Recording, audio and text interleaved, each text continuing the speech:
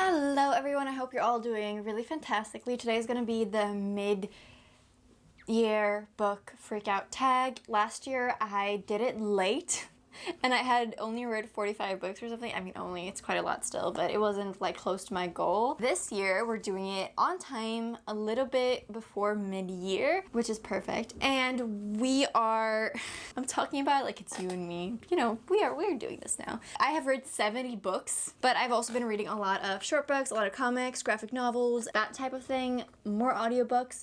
So that's the reason why it's more this year. I'm actually 24 books ahead of schedule, which is crazy. We'll see what happens later when school starts. There are 12 questions? Is there? 13 questions. Very appropriate. I have, of course, selected more than one book for basically every single question. I love watching people do this tag. This is a great tag. It's like an update type of situation. So the first one is the best book I read this year. I think it is This Is How You Lose the Time War by Max Gladstone and Amal El Mohatar. Why is this my favorite book? It touched me on so many levels. It feels like a very hard book to write, and it felt so ambitious.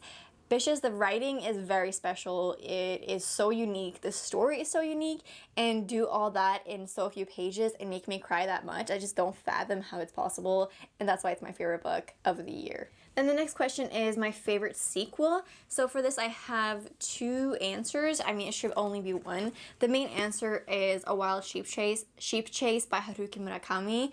This was my favorite book in the Rat Quartet so far. It's the third one. This was so insane, so amazing. I gave it 5 stars. But I also wanted to talk about Tyrant's Throne by Sebastian de Castell. This also made me cry a lot. It wasn't the best book in the series. I give this 4 stars, but it was just like also a phenomenal book in the series. I really enjoyed it, and I thought I would mention it because it was a great sequel and ending conclusion. And it feels great just to mention that I finished this series. I love finishing series. That was good. New releases you haven't read yet but want to. This is a long list. I'm gonna put loads of pictures right here. The first one is one that has been on my radar recently but wasn't before, and that is I Wish You All the Best. It is a young adult romance, I think. I'm trying to stay away from young adult because every time I pick one up, I never like it. It's like without any exceptions, I basically never like it. So that's an issue. Oh, there's no audiobook for this, which really pisses me off. I really wish there was an audiobook for this. I also really want to pick up Jane Rawson's new book, Wonderland. I will probably read that on audiobook, and I'm really excited for it. It came out recently. I'm sorry, I'm looking at my phone. Then we have These Women. This one, I don't remember how I found it, but it's like it goes into me trying to read more literary fiction that I decided to maybe try this one out. It's like not such a known title, but it sounds really interesting to me, and I'm enjoying books that are following many perspectives of different women a lot. Then I think this was recommended to me by Moonbook. I'm not sure. That is The Boy in the Red Dress. Not sure I want to get to this year, but it's a new release that I haven't gotten to. We'll see if I do. Most anticipated releases for the second half of the year. I have 3 for this, I believe. I have Beautifully Foolish Endeavor by Hank Green. This is the sequel to, I believe it hasn't come out yet, An Absolutely Unremarkable Thing by Hank Green. I listened to this on audiobook, so I'll listen to the next one on audiobook too. I think it's coming out soon. Does it come out before the readathon? Because this would be a great audiobook. Look, I can just show you here. It's red. Also, this is not a good cover because where you're sitting, you can't see what it says, and especially if you squint, these colors clash. This is what I've learned in graphic design. Another one that I'm really excited for is Harrow the Ninth. I'll just show you. I have them here. This is the sequel to Gideon the Ninth. I'm really excited for this because I really love the first one. Then we have the most anticipated release all of the year, Rhythm of War by Brandon Sanderson. 4th book in the Stormlight Archive. I cannot wait. I have pre-ordered a signed edition, so fuck yeah, I'm ready for it. So excited, clearly. Also, another book, a new release that I haven't gotten to and that I really want to read is Death in Her Hands by Tesha Moshfegh. I read another book by her this year on audiobooks. I feel like I could pick up this one on audiobook as well. I'm excited for that. I think it's out, but I haven't read it yet. Question number 5 is biggest disappointments. And as usual, I have 3 books that were the biggest disappointment. The first one that I read recently is Pet. I feel like there was like a lot of hype on Instagram lately on this book, so I was really excited to pick it up. I haven't done a wrap up of this yet, so you haven't seen it, but I didn't enjoy that much. Also because it's kind of a young adult, but it reads like a middle grade, and I don't like middle grade, and I'm trying to stay away from young adult. And the magical realism element was just kind of whimsical in like a not good way, even though it does have a main trans character and her parents like just accept it, which is really cool. But I just didn't like it at all, and I was really disappointed because I felt like it was a good place to start. Then we have Made Things by Adrian Tchaikovsky. I read this. This is the second book I read by him, so I came back from this hype of like Cage of Souls, and I was like, whoa, he made this little fantasy book?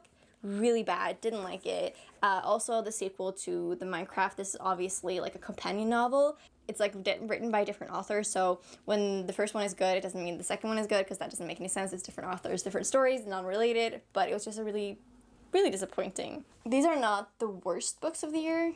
I have read worse, but they're the most disappointing, you know? There is a difference. Next one is Biggest Surprise. What do I have for this? The biggest surprises of the year is actually my year of rest and relaxation. I didn't think I would like this for some reason, because at the time I wasn't really into literary fiction. I mean, I'm always into literary fiction. I don't know why I don't read more of it. I think it's because I'm going through I was gonna say a midlife crisis, but I really hope it's not a midlife crisis. I'm going through a life crisis. There's like a bunch of things happening in my life, and I'm so confused, and I'm feeling so many things, and like the world is in turmoil and my mind is in turmoil, and I just don't know what's happening. And in the midst of it all, my reading taste is changing like fucking completely, like 100%. Like it's just switched on its head, and I'm like, what do I like? Who am I? Because it's like, if you don't like any of the books you read and you just want to read other stuff, like, am I a different person? Doesn't make any sense. The next book that really caught me by surprise is A Scanner Darkly by Philip K. Dick. I don't know why I was like surprised by this, because I have read Android's Dream of Electric Sheep by him, and I really enjoyed it, but I just enjoy this like on a whole other level, and I really recommend it. It's really cool sci-fi, and I'm so excited to read more by Philip K. Dick. So excited. This was such a surprise. I loved it. Favorite new author, which can mean debuted or new author to you. I'm gonna choose 2 new favorite authors for me. It's a weird thing because I can't technically say they're my favorite authors, because I've only read one book by each of these authors. The first one is Ursula K. Le Guin. The reason why she is one of my new author. It's like a weird thing to say, because obviously I haven't read anything else by her, but I thought this was really inspirational, way before its time, and I really can't wait to pick up more books by her. The book that was sent to me of the first 3 books in this is, I need to go on a tangent. You guys, I'm gonna go on a tangent. I don't care how long this video is. I ordered the bind up of the first 3 books in this novel, a really cool edition that cost me quite a bit of money. So when it came into the country, I had to pay a lot of like import tax, and then I never got it in the mail. It said that it tried to deliver at my address at 4 in the morning on a Saturday, which, who does that? And then I never heard from them again, and I tried to call them several times, and a week later, like, they replied saying basically this: your package was so damaged that we sent it back to the owner. They tried to repackage it 3 times, but it couldn't be repackaged, so they sent it all the back to the fucking US. What? You're telling me it was 30 minutes away from my house at a warehouse, and it was so damaged they would rather send it all the way back to the US than 30 minutes to my place? What? Can you explain that to me, please?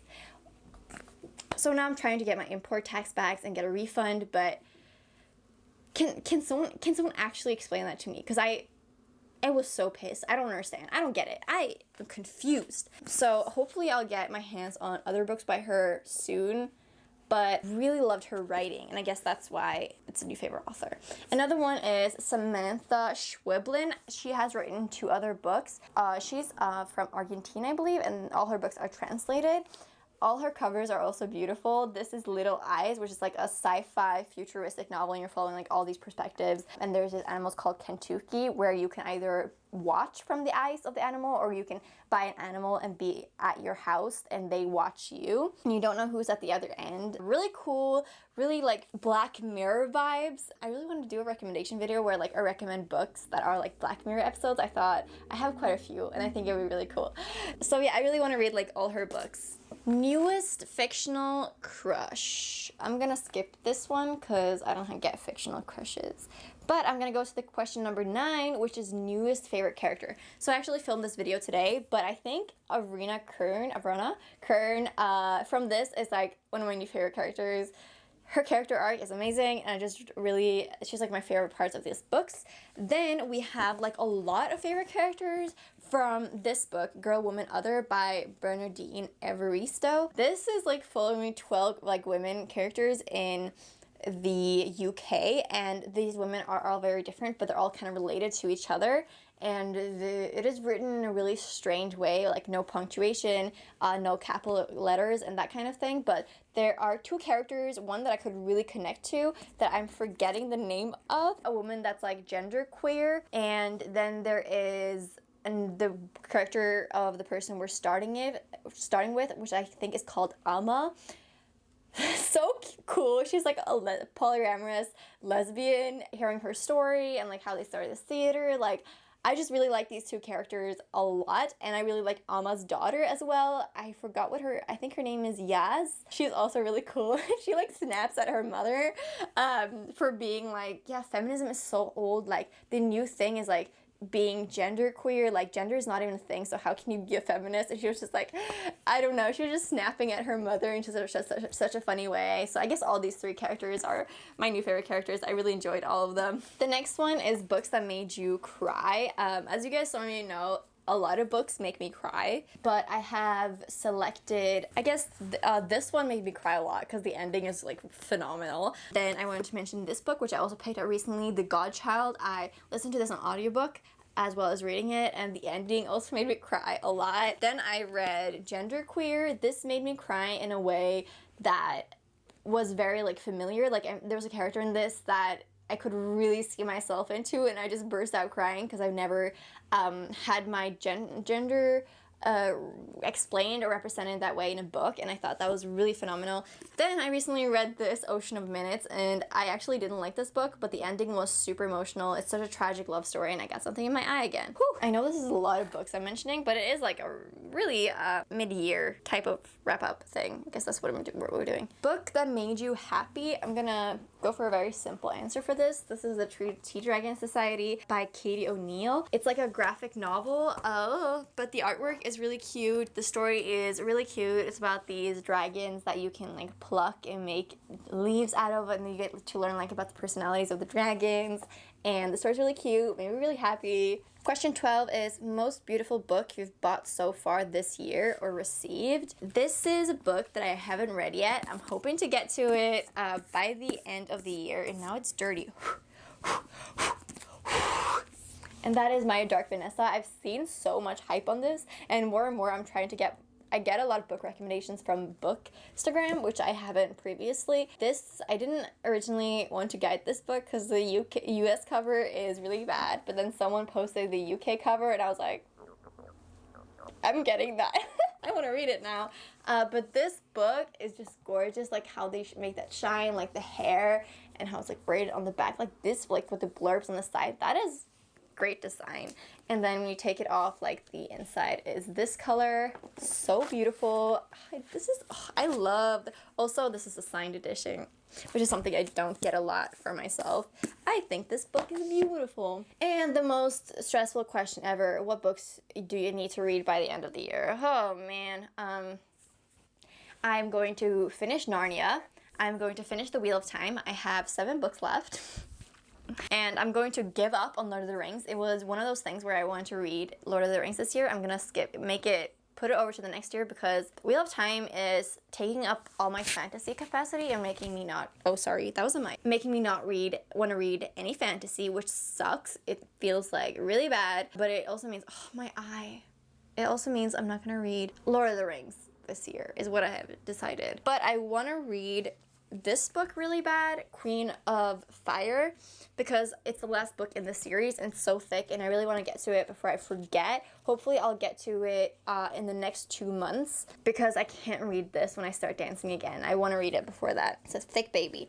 And I think also I really would like to finish the Expanse series. I think I have 4 books left, something like that, 3 books left. But I mean, there are new books coming out, but I really want to read that. There are a few other books like series. I want to finish this series, probably also before dance school starts. But that's it. Like, I am starting to be more flexible with my reading goals because they're changing a lot. So I'm trying to take it more as it comes, not try to push myself. Like I said, like I'm very OCD and controlling when it comes to my reading, and I'm trying to let go of that so that I can feel better.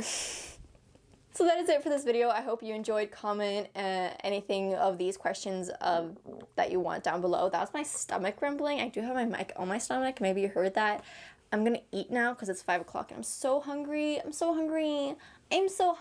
So I hope you have an amazing day. Take care of yourself and I will talk to you soon. Bye.